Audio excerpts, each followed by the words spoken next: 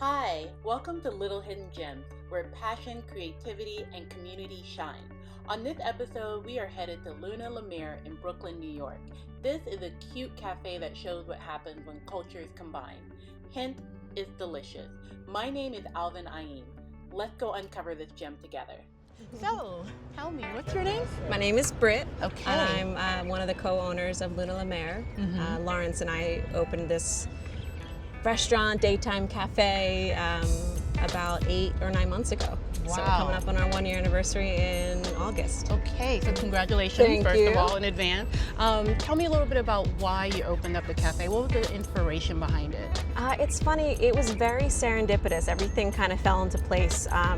And we kind of just followed that rhythm. Lawrence and I met with mutual friends. Both of our kids go to the same school at PS 118, which is 2 blocks away. Nice, shout out. Yeah, right, exactly. Great school, really love it. And he was a chef, and I was kind of a stay-at-home mom, but I was also doing some private chefing on the side.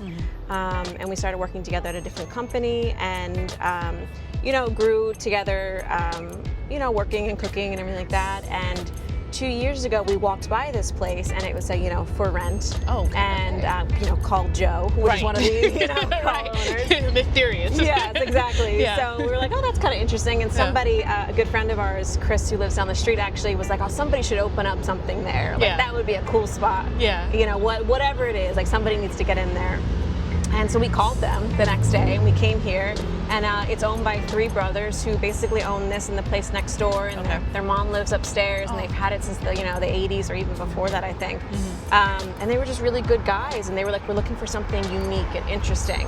And by that point, Lawrence and I were doing some catering. We do a lot of production catering and event catering, so we work with a lot of production companies, fashion brands, doing their, whatever shoots they're doing. Right. So their breakfast and lunch, all their crew, the models, the photographers, we feed them. Yeah, there you go. So we were building a pretty big business for ourselves doing that, and we worked in a commissary kitchen for the year.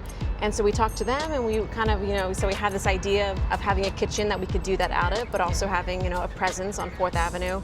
I live, 8 blocks that way. Lawrence lives 4 blocks that way. So Okay, so you're in the neighborhood. Yes, yeah. Okay. So we really wanted something community-based and something that friends and family could come to and just have a wonderful place to share food.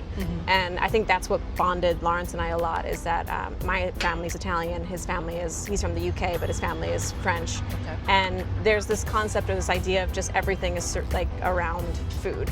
You have birthdays surrounding food, Sunday dinners, or everything is just centered around eating, basically. And that's how I grew up, and that's how, my grandmother taught me. In terms of just interacting with people, it's always better to do while you're eating, over food. Agreed. And it was the same. And both of our, the way that we cooked was very, it was entertaining, focused. It was, very simple ingredients, not messed around with too much. Good quality. And, fruits and vegetables, good quality olive oil, and you're just, And Lawrence loves to cook on an open fire. And I love to cook anything Italian. So it's just, simple, good food, local based, and. So it was working together in that way. So we signed the lease here about 1.5 years ago and started construction. And we met a wonderful Brooklyn Studios, who was our architect, met them, who really understood what we were doing and our vision, and we were kind of concerned because it was our first place, didn't know what to expect, very nerve-wracking to jump into something. Yeah, of course. But everything went well with the building and the architecture and the permits, and then we had an amazing architect, Alex, construction, our GC basically, who did all of it, and he basically did it within 6 months. Oh my gosh, yeah. so fast. Yes. Okay. So it was he was on a mission. Yes, and we were, cooking and, doing all the production catering and kind of trying to make all the money there so that we could, be able to do this. And so everything was happening very quickly and very, simultaneously. And then we met interior designers, Lindsay and Lois, who have a small interior design company called One Day. Okay. And they were just starting, and they, it was a mutual friend that introduced us. And they were like, we'd love to help you with your branding, with your logo, because we didn't have anything. We were just really you guys lucked out. Yes, that's amazing. We were just going, and they were so incredible too. So it's everyone kind of pulled together. And we were just really lucky, and these people just, that we surrounded ourselves with really believed in the project that we were doing. and they helped us along the way. And like I don't feel like we would have had a logo had it not been them being like, choose which one you like, and we were like that, and then we got back into the kitchen. Love it was come here efficient. Yes, exactly. Choose the tables back into the kitchen. Exactly. So yeah, it was really wonderful, and we just kind of built like a small little team. That was able to make us, open this place, and it's been great ever since. Oh my gosh! So yeah. Tell me the inspiration behind the name, because it's unique, yes. right? Luna La Mer. So oh god, we had such a hard time figuring out a name. Like it's so hard to put a name to what you want to do. Right. I know. I get it. It's your identity, right? Yeah, absolutely. So we had a huge list of names, and they were all over the place. And a funny thing too is that things that I consider to be words that we use here, in the UK, is used completely different. Oh my, okay. So that was a funny thing too. Because I think that would be really so like grotto. I wanted to be like blue grotto. Okay. Which I thought would be really beautiful. I was thinking of like the islands of Capri and the Amalfi Coast, and apparently grotto in the UK is it means like Santa's grotto, so it's like Santa's workshop. Oh, so okay. I was like, I had the vibe. Yeah, I was like, that's not what I'm looking for. And he was like, you're basically talking about like Santa's workshop. I love that for Christmas. Well, Santa's cute. Yeah, but that's not what we're doing. Right. Yeah, but basically, so Luna is Italian for moon. Yeah.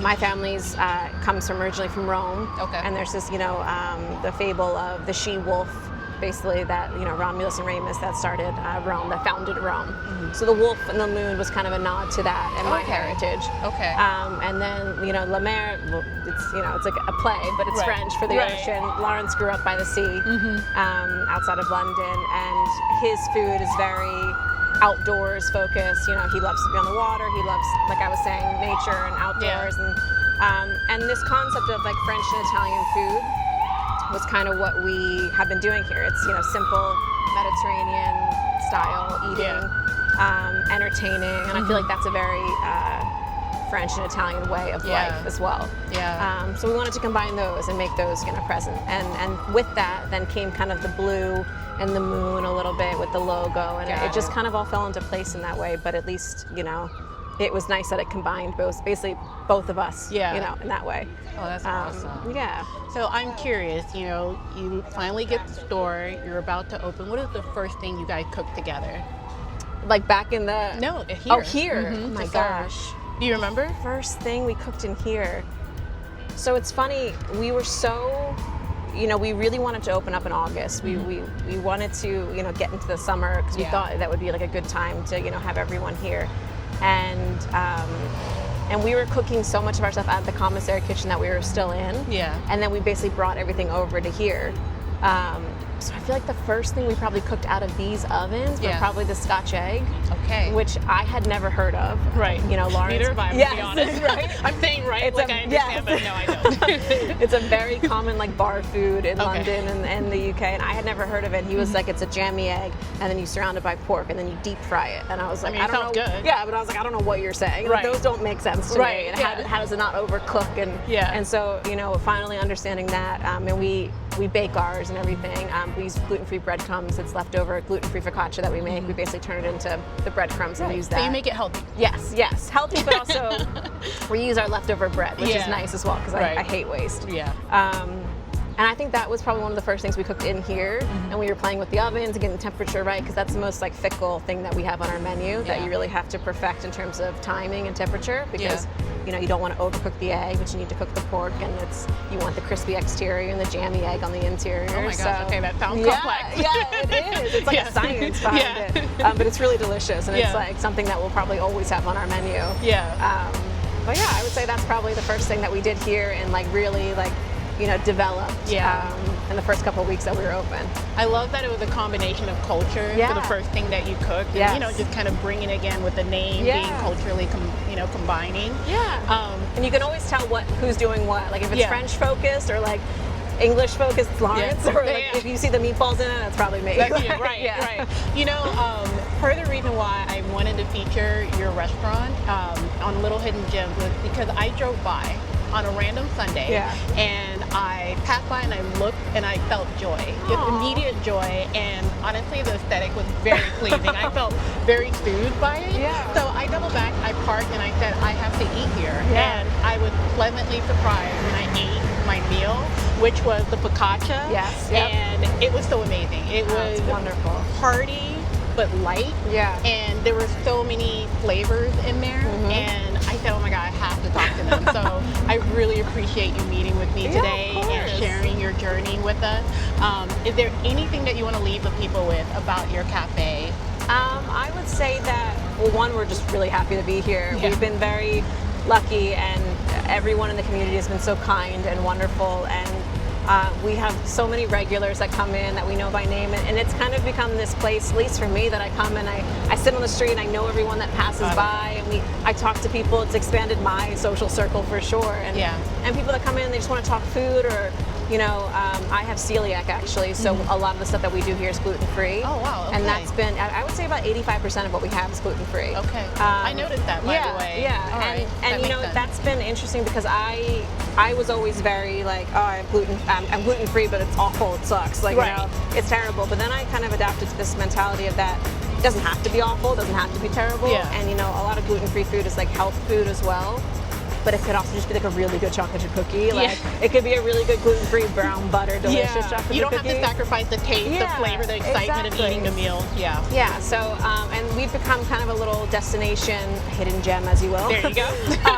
For gluten-free. People that come in that have celiac or that have the gluten intolerance or just living a gluten-free lifestyle. And that's been really wonderful to see. Basically half our kitchen now is gluten-free, sectioned off. So we take it very seriously, obviously. But I love making focaccia, and I really love making the regular focaccia. But there's something very satisfying, people coming in and being like, "This is gluten-free." Right. You can't taste the difference. Are you sure? Like, no, I'm sure.